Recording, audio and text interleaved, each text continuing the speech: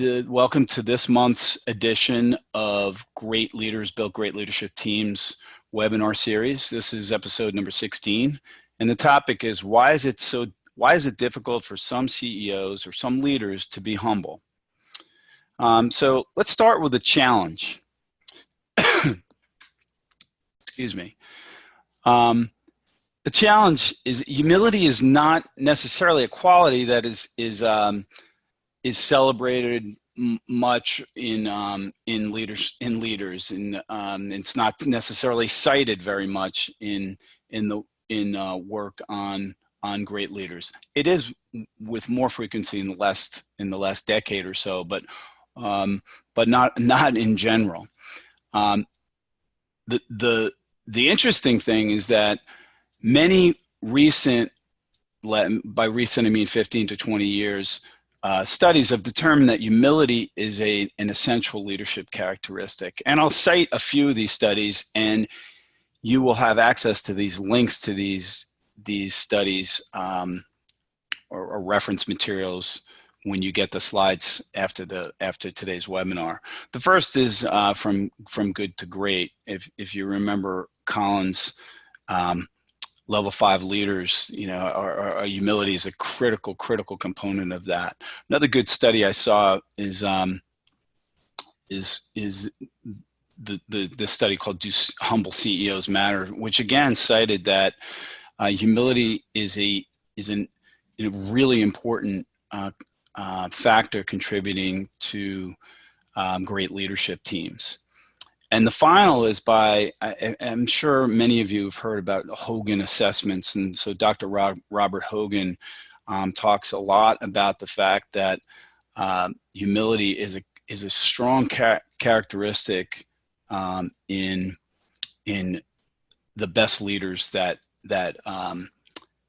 they have assessed. So challenge is not necessarily celebrated, but many studies have determined that humility is an essential leadership characteristic. Let's talk a little bit about, let's define our terms here a little bit in terms of what is humility. Humility from Webster is freedom from pride or arrogance, the quality or state of being humble. Okay, and so in business terms, that sort of, we've sort of summarized that into a few things. We believe that humble leaders work for the good of organizations rather than just to progress themselves. Great or humble leaders are good at receiving feedback, and they acknowledge their mistakes. They will make shifts in direction if necessary. And ultimately, they create leadership team environments where productive dialogue can thrive. And for those of you that are new to our webinars, productive dialogue is really at the heart of the great leadership teams that we worked with over the last 10 years. Productive dialogue just simply means great leadership teams are able to challenge, debate, confront each other on the most important things that are facing them, the most important issues that they're dealing with. They're able to move those things forward in a productive way, leaving minimal relational scars. So a leader who is humble is more likely to create an environment where that can thrive. I just found in my search, I wrote at the end of this too, I'll give you a link to, I wrote an article for Chief Executive Magazine on why humility is so important for CEOs. And since then, in preparation for the webinar today, I found a really cool graphic from this woman, Sarah Peck, who is I think she's a wellness coach. And it really got to the heart of what we believe the humility is all about. And it demonstrates the paradox of these two complementary, seemingly not, but complementary terms of humility and confidence. In fact, these two complements of humility and confidence were sort of the foundation of what Jim Collins referred to in his as level 5 leaders. On the essence of this, it's pretty straightforward, but confidence without humility can be arrogance, and humility without confidence is over self-deprecation. No one's arguing that self-deprecation is a bad thing by itself, but over self-deprecation. And so the humility that we're talking about here is the balance between, maintaining our confidence or our ambition and being able to be humble enough and be vulnerable enough to admit when we're wrong, admit mistakes, ask questions, those types of things. So balance is a huge theme throughout the course of this conversation that we're about to have. And again, anyone have any questions about anything that I've raised so far? If you do, please don't hesitate to ask. Okay, so what does lack of humility look like? I think that's an important construct to think about. And while I'm noticing that I didn't note where I got these comments from or these points from. Marshall Goldsmith has a great book that I refer to and use and hand out to every CEO that I work with, called What Got You Here Won't Got You There, and it's how successful people become even more successful. And when I started thinking about this balance from the previous slide of confidence and humility, and when those things are overdone, or when you get out of balance, I thought immediately of the 20 bad habits that Goldsmith talks about in his book, What Got You Here Won't Got You There.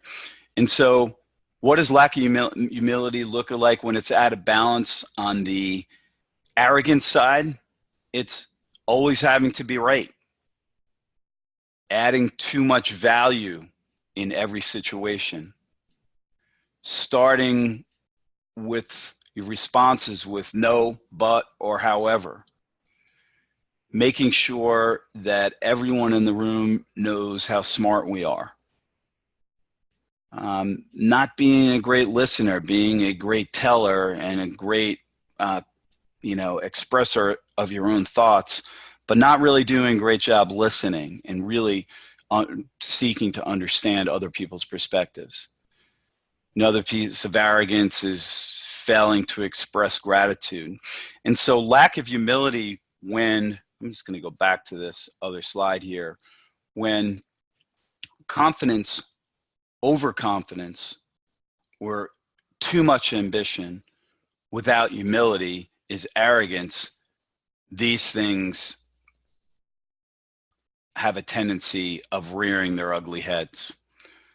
Does this mean that you're a bad person if you have a tendency sometimes to want to add your value, or sometimes you don't listen very well? It certainly does not, but it can hold a team back for sure, a leadership team back for sure, particularly if what we'll talk about later is that if when you do those things, you don't accept feedback well. Feedback's a critical part, and we'll get into that in a few minutes. But so on the arrogance, on the out of balance side, when we can become arrogant, that's what lack of humility looks like. What about on the over self-deprecation side? We might have a tendency to bail others out, an inability maybe to accept a compliment, maybe overuse humor too much, can look sometimes, or it can feel like, and maybe actually be that we're not being as decisive as we should be. And over self-deprecation can also sometimes look like lack of sincerity. If we, for example, if we fail to accept a compliment over and over again, and everyone knows we did a good job, that can look insincere over time. So this gives you a sense for this balance of confidence and humility and what happens when they get out of balance. One note here I wanted to mention here is that when we're talking about lack of humility, I'm talking about lack of humility in most of the CEO or much of the CEO population or much of the general population. I'm not talking about the extremes of narcissists that, they always have to be right, right? Or they always have to add too much value. I'm talking about those CEOs that have a tendency to get out of balance on one side or the other. Narcissists are that's a psychological disorder. Unfortunately, there are some leaders and some people that I've worked with that fall into that category. My partner and I have come to the conclusion that they're very hard to deal with and very hard to help. So we're not necessarily talking about those folks here. We're talking about folks just like you and me who have a tendency sometimes to overdo things, and we may or may not even know that we're doing it. Okay. So this gives you a sense of what lack of humility might look like. Let's talk a little bit about why, the topic of the conversation here. Why is humility difficult for some leaders to grapple with? Well, I think one of the foundational things is that it's a cultural challenge, right? And in our culture, particularly in the United States, again, this is not a knock at all. Feel like I am a patriot for sure, but our culture is individualistic. It's competitive. It's fairly optimistic, and it's essentially pretty pragmatic as well. And those two things, or those characteristics of what a Western culture might look like in general, of course, smack up against this concept of humility. I know I went to West Point, and I was taught that confidence was a huge part of being a good military officer. And it in fact is a huge part of being a great military officer. But one of the things I learned right out of the starting gate is that confidence without humility is a recipe for disaster, particularly if you have a very good platoon sergeant who is 15 years older than you and takes you aside and says, hey, I'm glad you're confident, but you have a lot to learn as well. So so our culture is sometimes smacks in the face of this concept of humility.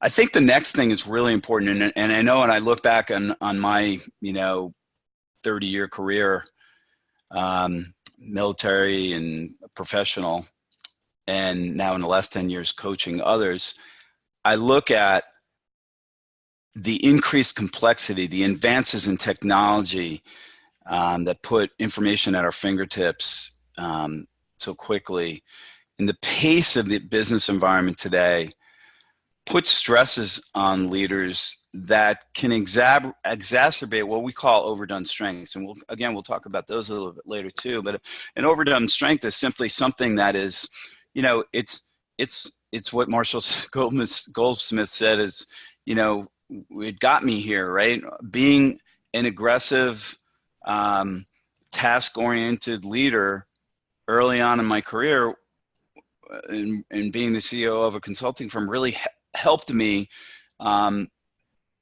build the processes and build a culture of profitability and customer service that was really important for building a young consulting firm. However, I sometimes overdid those strengths, particularly as the pace of the work and as we were growing, as the pace of the challenges grew and the complexity of the environment grew. I sometimes found myself in places that I didn't want to be. I found myself definitely being more arrogant, not listening as much as I would like to.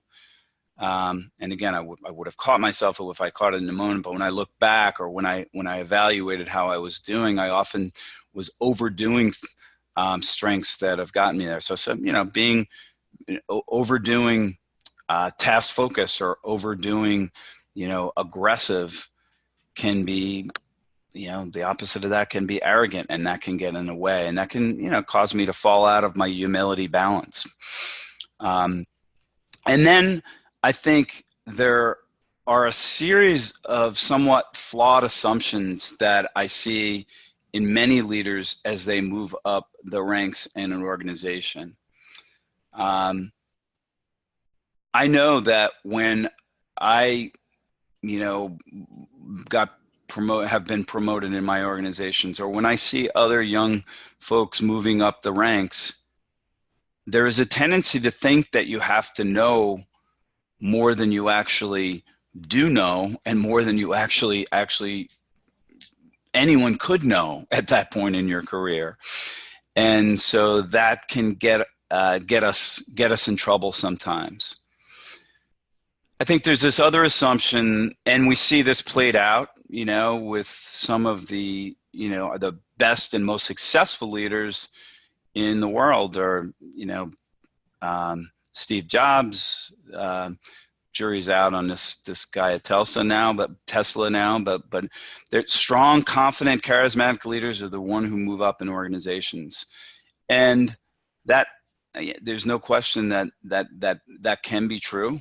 But it's amazing when those organizations that are quite successful. If you just look at Ford and Mullally, who got them out of the problems they were in the 2008 crisis, when he left, he was a pretty quiet, measured guy. When he left, things sort of fell apart there.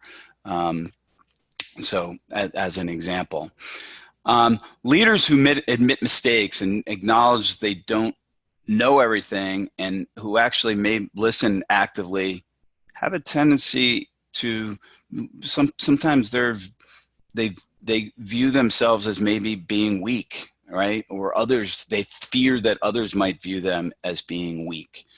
So these flawed assumptions, the business environment we're in, and the general culture that we work in day to day, can make it difficult if you don't step back and evaluate how you're leading, and from our focus is working with leadership teams, and how you're working with your leadership team, you can get yourself in trouble as a CEO. Any questions at this point? Does anyone have any questions or comments? I'm just going to look over here. Nothing so far. Okay, so I'm assuming that this is all making sense to folks. So these are some rationale or reasons why it's difficult for leaders, from our perspective, to be humble. And now we're going to shift focus and talk a little bit about how can you become a more humble leader. And I dragged these two quotes from this article I read a few months back in the Harvard Business Review called "If Humility is So Important, Why Are Leaders So Arrogant?" And it actually has some really interesting and somewhat funny anecdotes about Apple, Tesla, and Uber, for example. But and our president in some cases as well. But there were two great quotes in there, and really what he does in this article is summarizes a book by Edgar Schein called Humble Inquiry. And this quote is really important, and it gets back at that balance in that little graphic that we showed earlier, that humility in the service of ambition is the most effective and sustainable mindset for leaders who aspire to do big things in a world filled with huge unknowns. I think that's just an amazing quote, because we're not just being humbled just to be nice necessarily, although that's part of it. We're being humble in the purpose of something, in the service. He characterized it in the services of ambition, and it helps us do big things in the face of many unknowns. I think the times of being able to know everything and have all the information at our fingertips as the leaders of our divisions or the CEOs of our companies is long, long gone. And so those of you who are leading businesses right now know that being able to deal with ambiguity is a huge characteristic of a great leader. And being able to deal with ambiguity requires humility by default, in my opinion. The other quote that came out of this article from Bill Taylor was the leaders that are humble in the service of ambition focus on the work, not themselves. They seek success. They're definitely ambitious, but they're humbled when it arrives. They feel lucky and not all powerful. They don't feel lucky all the time. They know that their efforts and their team's efforts have contributed, but they also know that with complexity in today's environment, effort counts for a lot, but luck sometimes is at our fingertips as well. These two quotes I thought got at the essence of what being a humble leader was all about. So we think there are 4 basic blocking and tackling components to being a humble leader. The first, and I'm going to walk through each one of these in some level of detail, but the first is self-awareness. Being able to step back and reflect on how how things are going for ourselves and how others see us. Checking our overdone strengths and looking at how they're maybe getting us out of whack on that confidence, humility seesaw. At the heart of humility is the ability to be vulnerable. And so we'll talk a little bit more about that. And then what I think is an art, the art of giving and receiving feedback is huge in terms of being a very humble leader that has a strong balance of that on that confidence, humility spectrum. Let's talk a little bit about self-awareness. And again, many of you who have been on my previous webinars will know that I point back to a woman named Tasha Eurich, who I hope she writes a lot more books, but one of the best business books I've read in a long time is called Insight by Tasha Eurich. And let me pull it off my shelf and get the full article or full title. Insight: Why We're Not as Self-Aware as We Think, and How Seeing Ourselves Clearly Helps Us Succeed at Work and in life. It's a great book, and I use her construct of self-awareness in the work that I do and in the writing and speaking that I do. And so from our perspective, self-awareness is the key to having a good balance of confidence and humility. If you can't step back and reflect on how you're impacting others, then you certainly will have a difficult time balancing that humility confidence spectrum. So she did a lot of extensive research to write this book, several years, 5,000 people, and through that she found that most people believe they are self-aware, self-awareness is truly a rare quality, and generally that's true because of this graphic I have off to the right. To strengthen self-awareness, she suggests that individuals have to focus on 2 types. And many times we only focus on internal self-awareness versus external self-awareness. And let me talk about what these both are. They're but pretty simple concepts, but if you believe that her research is true and most people aren't really that self-aware, then this might shed some light on that. Internal self-awareness represents how clearly we see our own values, passions, and aspirations fit with our environment, reactions, and impact on others. And that's, it's just generally when you step back and you think, okay, how am I living my life? How am I doing with the work that I'm doing? How am I, not just in terms of the business results I'm getting, but how am I doing it? And how am I impacting others? It's really important to have that reflection, but it's equally important, and sometimes almost more important, in my opinion, to be externally self-aware. It's important to know how you think you impact others, but until you really understand and seek to understand how others view you, you really only have one side of the self-awareness coin. And so the essence of, if you really are truly trying to be a more humble leader, really important to step back and look at how you think you're impacting others. But really also very, very important, if you haven't done this, is not just assuming that others see you as you see yourself, but assuming, but not just simply not assuming that, and asking others how they see you. That's the essence of being self-aware from Tasha Eurich's perspective, and I believe it wholeheartedly, and I see it every day. People. There's this great chart. I wish I had put it in here. If you think about, there's two bubbles, right? And we know how we see ourselves. We know what we're motivated by. We know what our intentions are.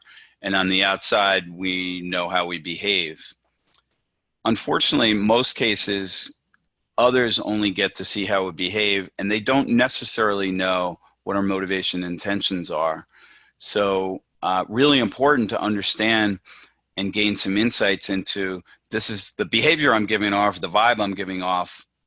Is it having the intended effect? I guess is a good way to summarize it. So self-awareness, really important aspect of being a humble leader. Fairly obvious, I guess, but important nonetheless. Next point is this whole concept of overdone strengths. Having a focused understanding of our own overdone strengths can really provide a good insight into how we perceive ourselves and how others perceive us. We all come from different places. We have different childhoods and upbringings and good experience and bad experiences, both personal and professional. And we develop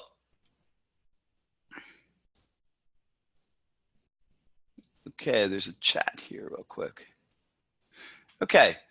I'm gonna stop here because there was a question on the last slide, right? It says, how do you suggest we solicit feedback from others on how they see us, especially subordinates or peers? That's a really, really good question.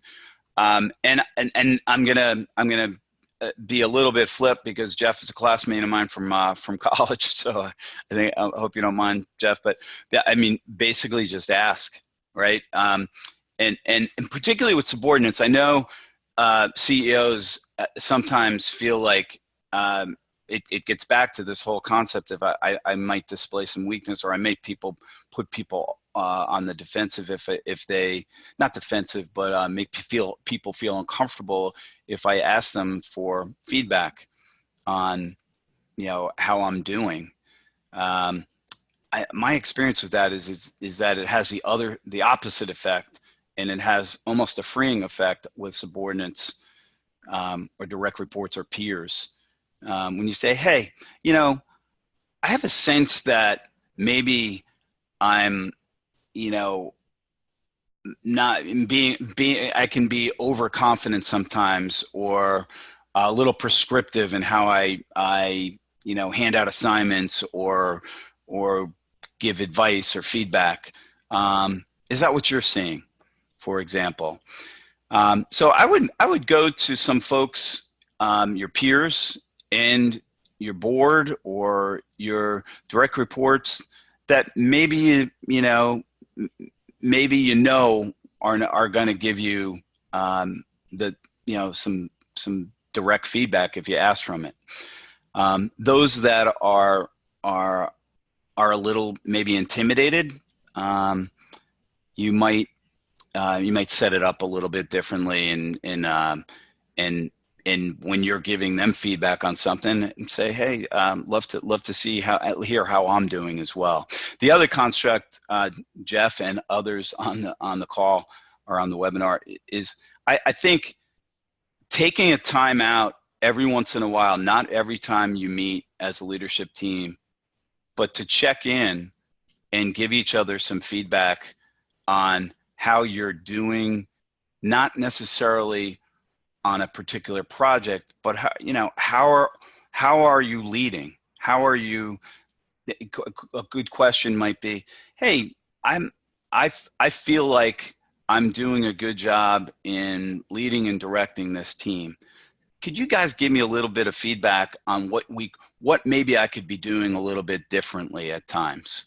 Not all the time, but sometimes. It's a very basic general question, but you can generate a conversation from that.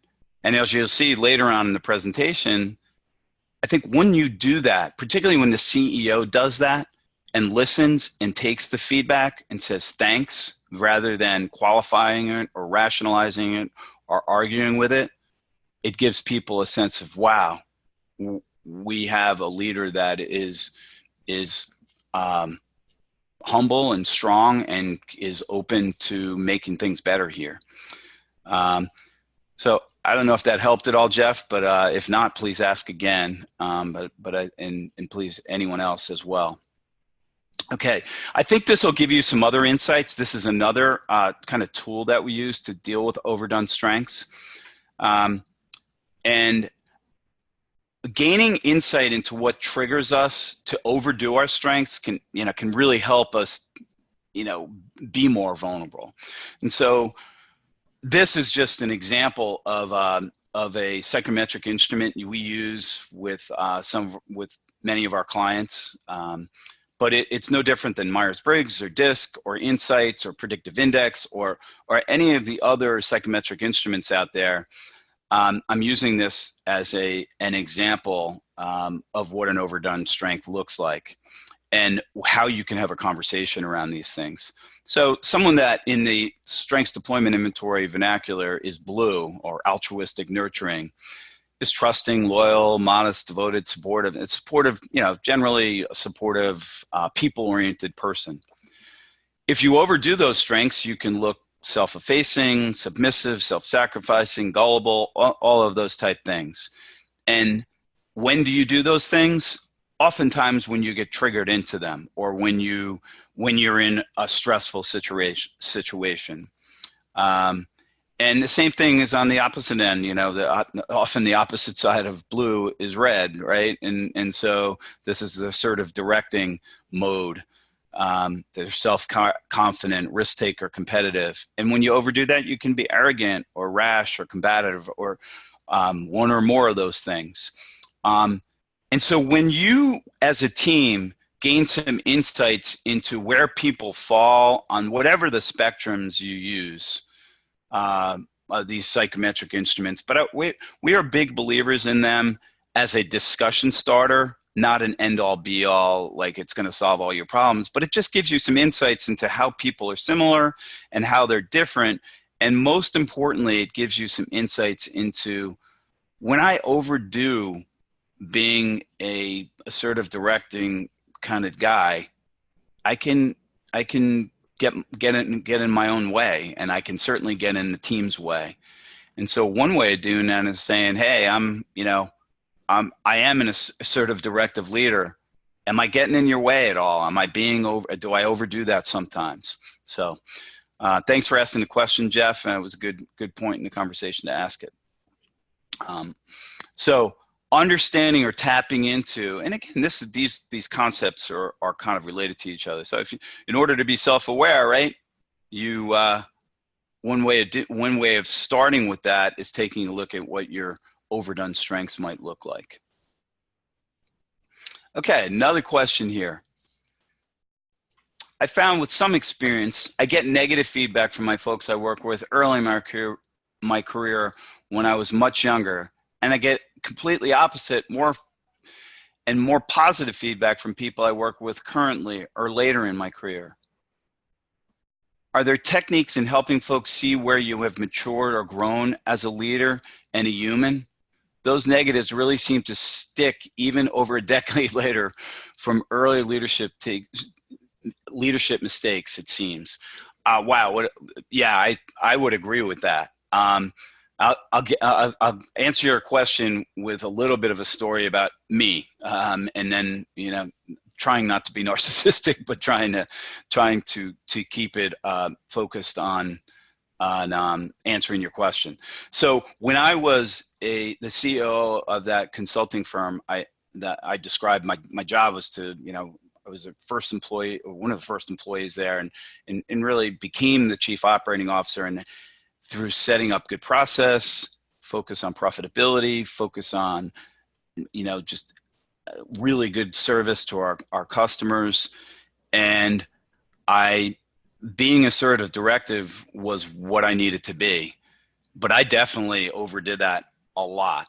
And when I left that firm and went back about 5 years later and took some guys out to lunch, the feedback they gave me was, you were a great guy, but you were kind of a pain in the ass to work for. And clearly not what I was looking for, but not what I wanted to hear. But that sticks with me to today, Douglas. It really does. And I think the way to share that, or to help people see how you have evolved as a leader, is to actually show some vulnerability and talk about how those early on experiences have shaped the leader you are today, and that you recognize that sometimes you might shift back into that mode when things get stressful or complicated, or you know, there's just too many things going on at once, or whatever they might be. So I'm a big believer in, you know, again, not spending all of your time talking about this kind of stuff, but every once in a while stepping back and asking folks, you know, how do you think you have evolved as a leader, and using tools like Myers-Briggs or DISC or whatever tool you might want to use, or not even using a tool. You can draw a 2x2 matrix, and on the top you can say it can be, you know, active oriented, and the bottom it's reflective oriented, and then a horizontal axis, the left side would be people and the right side would be task, and then plot each one of you in one of those places on that 2x2, and it gives you some insights, and it gives you some a vehicle for having a discussion about where we've come from. I hope that's been helpful, Douglas. If not, please tell me. Please let me know if that made any sense to you at all.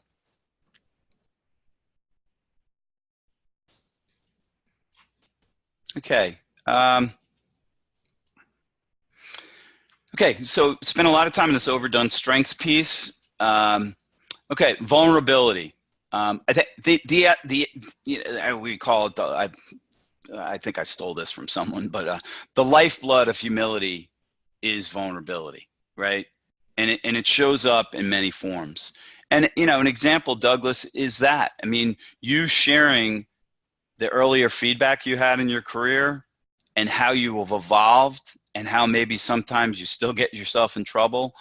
That is a sign of vulnerability that gives and it's not going too far with vulnerability. It's just saying, hey, yeah, I've screwed things up before. I've made some mistakes, and having a discussion about that. And it gives people a little bit more carte blanche to do it themselves. At least that's been our experience.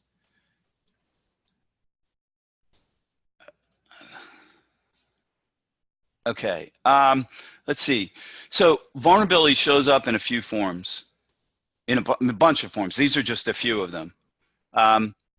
When a CEO or a leader demonstrates that he or she is dependent on her teammates or direct reports, that shows vulnerability. Can you help me prepare for this important meeting with a key donor? I don't know everything. I need help.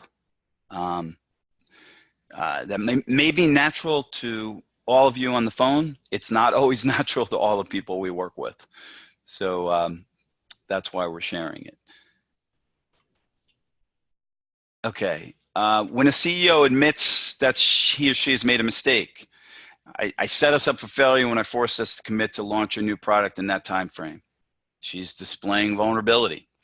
When a leader reveals her humanness, and this just seems simple, silly to many of you, I'm sure, but just caring and reaching out every once in a while and letting people know that you're interested in them as human beings, showing that you're a human being is important in terms of being humble. And again, not doing it all the time, not having a script for it, but just showing people. Unfortunately, I work with many leaders that really just don't believe that that's their job, and they don't do it, and their relationships are fine, but not as good as they otherwise could be. I think this last piece, this last bullet here has been hammered home a number of times throughout the course of our discussion so far, but it's, when a leader is focused on mission and purpose rather than status and experience of him or herself, he or she is demonstrating vulnerability. So these are a few examples of how to demonstrate vulnerability. And the key here is that you can't just all of a sudden flip a switch and write up a script to say, I'm going to be vulnerable today.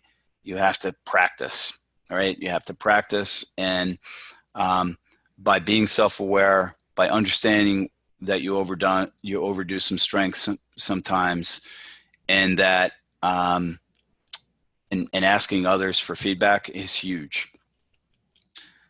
Okay, so the last part of the key elements of excuse me, of how to be a humble leader. By default, leaders who are good at giving and receiving feedback, and particularly the receiving part, are humble leaders. And there are two parts of that, right? Providing feedback with an ask, not tell approach. How do you provide feedback? By asking stuff. Well, it's interesting when if you ask some folks some questions, and genuine questions, not rhetorical questions, about, like, for example, tell me a little bit more about how you might think that will work when you hear something that it doesn't necessarily make some sense to you and you want to give some feedback. Just ask them for some more clarity. They're more likely to engage in a two-way discussion rather than to hear, I guess that's what the boss wants. And receiving feedback with genuine curiosity is absolutely huge. Absolutely, it's one of the most important things. I would say if you're going to model any one characteristic of being a good CEO or a good leader, other than acting with integrity, it would be have a genuine sense of curiosity. When you receive feedback that, even if it sounds stupid to you, even if it sounds inane, be curious rather than defensive or overly emotional. It's amazing. I see this all the time because one of the first things we do when we work with a leadership team over a period of time is we work with the CEOs up front, and mostly just get them prepared to hear things that they don't want to hear, that are frustrating, that are maybe seem inane to them, maybe seem like whining. But when you create the construct where people, where you're modeling listening and having a sense of curiosity rather than dismissiveness or defensiveness, It's amazing what happens 3, 6 months down the road, and you can actually call people out on whining. What I simply mean by that is if you create an environment where you're open to feedback 9 times out of 10 or 8 times out of 10, and that ninth or 10th time you say, come on, man, you're just whining about that. Or, geez,